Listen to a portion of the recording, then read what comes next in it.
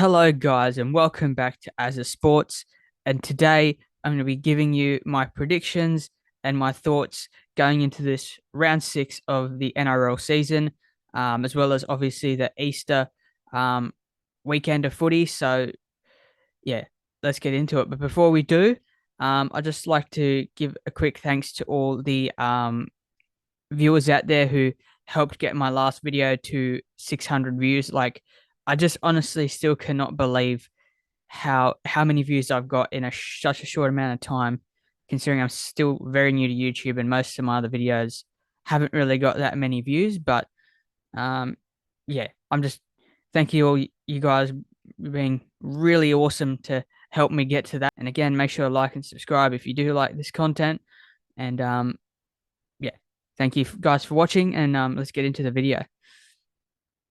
So, the first game of the round, the Melbourne Storm taking on the Sydney Roosters down there in Melbourne. This should be a cracker of a game. Um, both teams are coming off a win. Storm came off a pretty impressive win against the Rabbitohs, although their defense was really good against the Bunnies, but their attack was a bit scrappy still at times.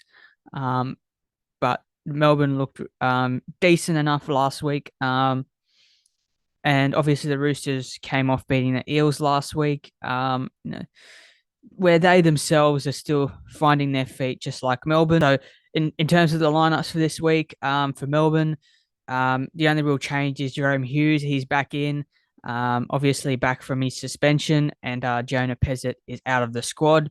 But other than that, Melbourne are unchanged from the squad that won last week. And for the Roosters, they have James Tedesco, who's obviously out due to the concussion protocols. So Joseph Manu returns in a timely manner for them. He'll most likely slot back into fullback, or he's been named at fullback, and Joseph Sutley goes back to center. I mean, that's a pretty solid squad there still from both these teams. I mean, this is going to be a really tough one to call because both teams are in a similar sort of position. Like, both teams are only sort of now starting to find their feet, but this should be a cracking game to see. Cheese coming up against his old team in Melbourne. That should be a great one to watch. This game, I'm gonna go. Oh, this is a tough one to call. I'm gonna go Melbourne 1-12. I mean, this really could go either way, but I'm going to go for Melbourne just because Melbourne have obviously got Jerome Hughes back. He's a massive boost. And obviously, Cameron Munster was pretty good last week for Melbourne. Their forward pack was pretty good last week. The Roosters pack has started to get good the last few weeks, um, but they're still a bit scrappy in some of their plays, the Roosters. But they're slowly getting there. Obviously, Tedesco's a big out, but I believe Joseph Manu will do more than enough of a good job there for them, considering he's had a lot of good games at fullback before, so he's no stranger to it. But I'm just going to go for Melbourne just because of the home advantage, and their defense can stay solid as it did last week. So the next game, the Doggies taking on the Bunnies down there at Accor Stadium. Um, yeah, I mean, Doggies came off that scrappy win against the Bulldogs with that Matt Burton field goal. That was just fantastic to see Burton kick that goal. Really was. Um, it was a weird old game though. Like, the Bulldogs still are really struggling with their attack. They really are. And obviously over the weekend with all the injuries to their forward pack definitely doesn't help. Max King again, though, he was courageous playing with that eye injury, as well as Jacob Preston with that hand injury. They've both been named to get onto the Bulldog squad. So Franklin Pele's out. Harrison Edwards is debuting. He's going to be starting at lock to replace Raymond Fatala Mariner. Obviously, Franklin Pele's out. So Waddell is going to start. And the rest of their side is relatively unchanged there. With Ockenbaugh obviously being suspended due to his not crusher tackle. It was a hip drop tackle on Jason Tamalolo.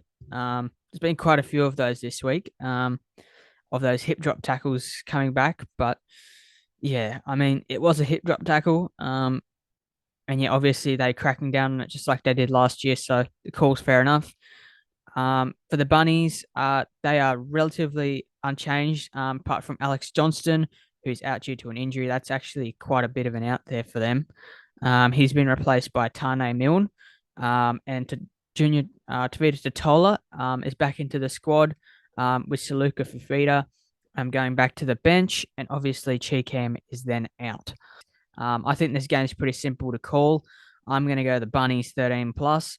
I just think they'll be a little bit more desperate, considering they've had a bit of a shaky start to the season, and they would have been really disappointed by last week's loss. Whereas on the other hand, the Doggies have been pretty disappointing to start this year. Like they've been so weird to read because they've had moments when they've been really really good, and they've had moments when they've been really really bad. And for 75 minutes of last week's game, the Bulldogs were dreadful. It was just that last 5 minutes and the golden point where they started to turn their attack around. But other than that, they're really scrappy. And obviously, they have big injuries in their middles. So I think the Bunnies are just going to be too strong and they're going to have too much firepower in this attack. Um, and I would expect Latrell Mitchell this week to inject himself more into this game. Cowboys are taking on the Dolphins. Again, Cowboys very scrappy last week. They didn't do too much. They started okay. They had some good moments. Their forward pack was pretty good last week. But again, just execution hurt them. And yeah, that I don't think they're their old selves anymore. I think teams are starting to find them out a lot easier, and I think they're starting to lose their edge that they had last year, and their defense has been pretty shocking at times this year. But they are boosted this week. In saying that, so Drinkwater comes back into the team. He's back from suspension, so he's back to fullback there. Tom Chester, who I thought's been pretty good for them the last few weeks, is back onto the bench, so he sticks into the squad. And the Cowboys have two pack injuries with Jordan McLean going down, which means Mitch Dunn is into the team. Ruben Cotter is also back into the side, which means Griffin Neem gets pushed back into the second row there to replace Helam Lukey. Apart from that, the rest of the squad is unchanged. And yeah, the Dolphins obviously had that big loss to the Dragons last week. Obviously, injuries hurt them, with Milford obviously going down, who this week is replaced by Cody Nikorima, who goes into the 6, and Katoa goes into the 7. And not Branko Lee, and Edric Lee is going to make his Dolphins debut coming into the side to replace Jack Bostock, who's obviously gone out. Yeah, it's a weird old game to call this one. Both teams, well, the Dolphins have started off really well, but now with all the injuries they've had the last couple of weeks, their depth is starting to get tested. This is a Cowboys home game. They were scrappy against the Dogs, but they were leading for 75 minutes of the game. It's just that last 5 minutes they just threw it. So yeah, I think I'm going to go for the Cowboys here. I think I'm going to go for the Cowboys 1-12 here. I think the Dolphins will still hang in there and they'll show their fight. But I think the Cowboys will just be a little bit too strong for them. Next game of the week, we have the Penrith Panthers taking on Manly. Obviously, Manly are now coming off two golden points. Obviously, with the draw last week to the Newcastle Knights down there in Mudgee. That was a weird old game, that one. Manly, again, they didn't come off the blocks very well. They trailed the Knights at halftime, but they eventually came back in the second half with some great attacking play. But just some stupid penalties at the end there cost them the win. But for Manly, they have just a few changes this week. So Christian Tuipulotu is out, and Jason Saab is back into the Manly squad, back on the wing there. That's going to be a massive threat there for the Manly Seagulls. Josh Schuster's obviously back from injury, with Cooper Johns obviously going out, and Ben Trbojevic is unfortunately out with a hamstring injury. It's an unfortunate injury to him because he was actually starting to find his feet there. And Carl Lawton comes onto the bench. Whereas for Penrith, they were excellent last week. They were starting to find their groove in attack. They're looking very cohesive. Defensively, they've been okay to start the year. And yeah, slowly they're starting to find their attack, but they're still a team that's still working it out at the moment, just like teams like the Storm and the Roosters and the like. But for the Panthers, James Fisher Harris is out. That is a huge out there for the Panthers. He's a massive leader of that pack, with Eisenhuth to start the game. And Sonny Luke is back from the concussion protocols onto the bench, and Tyrone Peachey is out. But the rest of the Panthers squad is unchanged from the team who obliterated the Raiders on the weekend down there at Canberra. So yeah, this is going to be a good game actually. Some big outs for both sides there. With Tuipulotu on the wing and Ben Trbojevic. And for the Panthers, obviously, Fisher Harris being out, that's massive. But I'm going to go for Penrith here. Because of the two back-to-back Golden Point efforts for Manly, I'm going to go the Panthers 13 plus. Just with Penrith last week starting to find their groove, I think they're starting to find some confidence, especially at the back end of that game there. They were very confident. I think Cleary is starting to get back to his form, or starting to find his feet again. And Sonia Taruva again, he was brilliant. And I think the Penrith pack, even without Fisher Harris, is still very strong.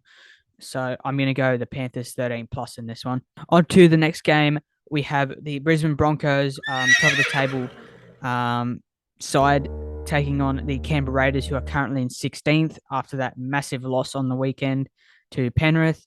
So again, Broncos have been enormously great to start the year. Their squad has just been electric. Guys like Reece Walsh, Payne Haas, Carrigan in the middle there. Staggs is starting to find his feet again. He's getting a bit more involved. And yeah, Ezra Mam, Adam Reynolds just commanding that team around. So the Broncos are just going from strength to strength at the moment. So the Broncos side for this week is unchanged. And I mean, why would you change that squad the way they're going? For the Raiders, I mean, obviously they were very disappointing last week against Penrith. Although they were competing at halftime, but in the second half, they just dropped off severely.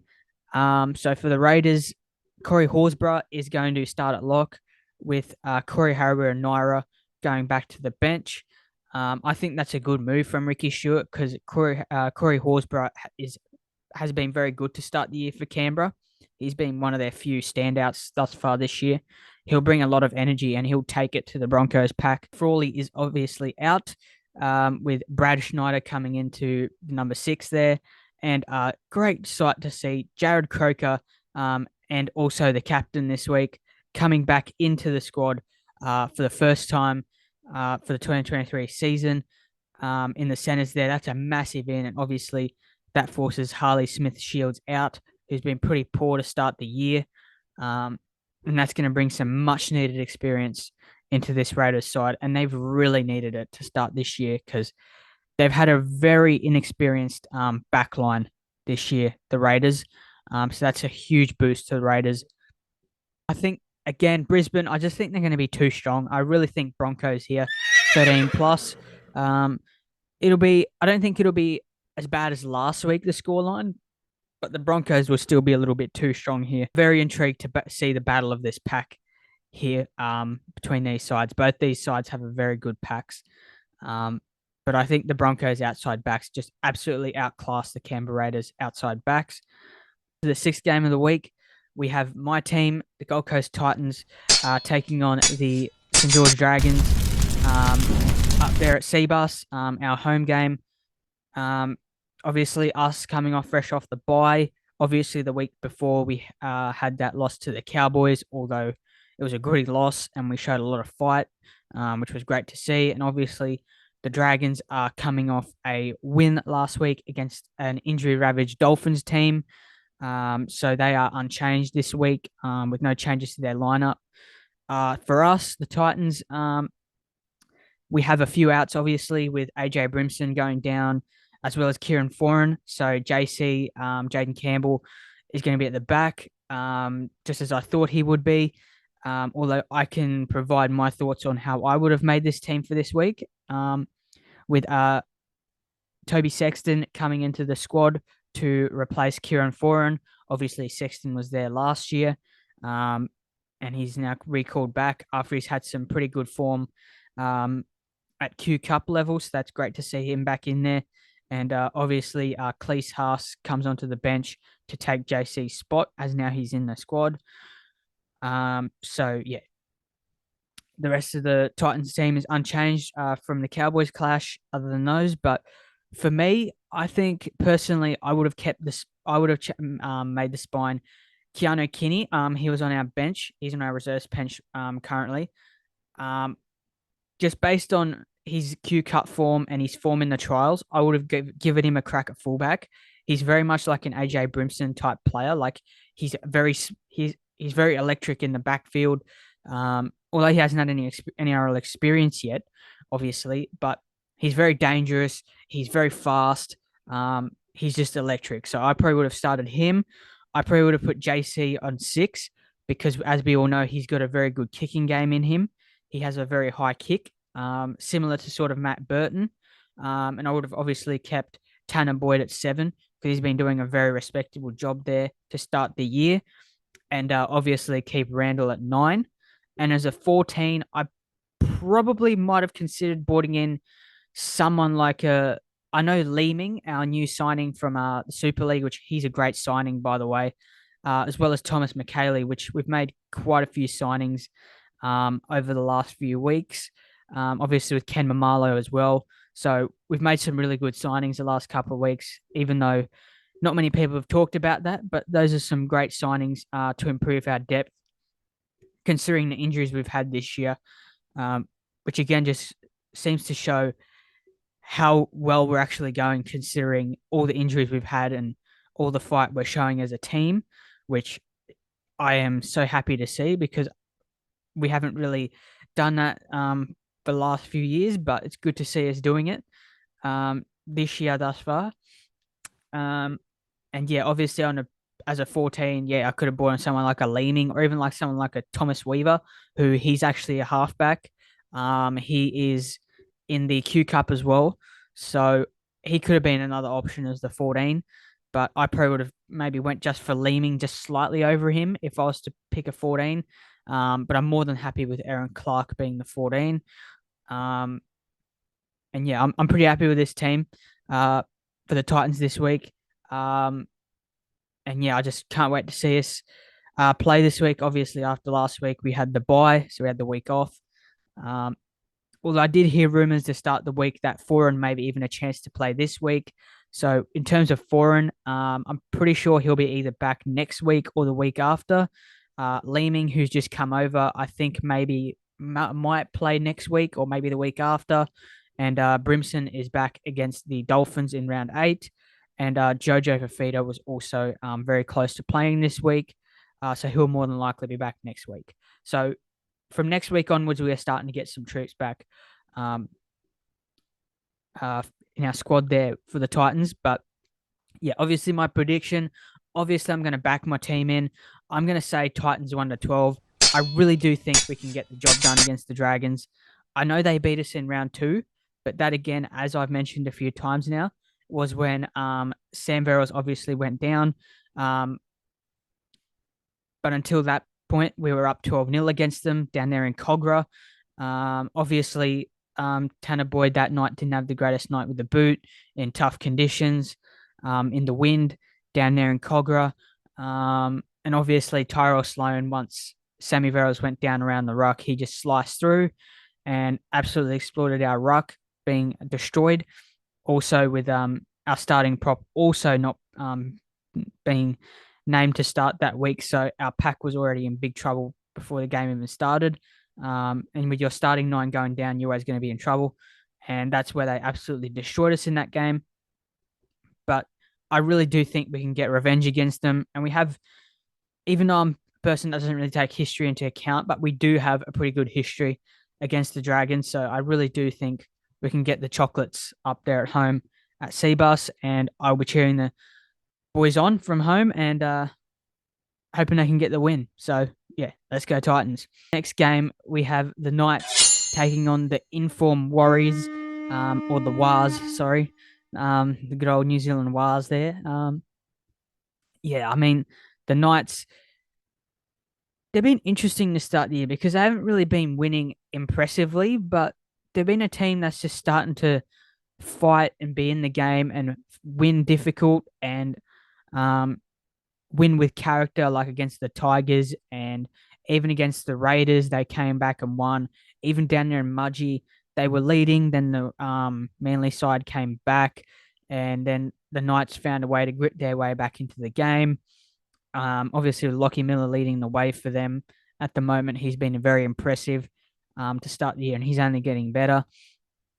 So for the Knights, there are changes this week. So obviously, Tyson Gamble is out due to the protocols, and Crossland is into the six, and Kurt Mann is back onto the bench. For the Warriors, who have been very impressive to start the year, the defense has been outstanding. At times, although at times it's also been very dodgy. Their attack has been pretty decent. Their forward pack's been outstanding, with a very strong pack there for them, who constantly gets them on the front foot. And Sean Johnson has been in good form as well. For the Warriors, we have Tohu Harris, who's back into the squad from last week. It's great to see him back there for them. Siranen is in for Marani Nikore, who got suspended also with that hip drop tackle from last week on CC for Talakai. So that's a bit of a miss there for them. He's been very good to start the year. And Tamari Martin is also back into the squad at 6 to replace Ronald Volkman, who obviously goes out. Yeah, so this is another tough game to call because the Knights haven't necessarily been that great, but as I've said, they've just been a gritty team this year, and they're willing to win ugly and not win pretty, and they just seem to find ways to win when they probably shouldn't. Whereas for the Warriors, they've been very impressive to start the year. This is at the Knights' home ground.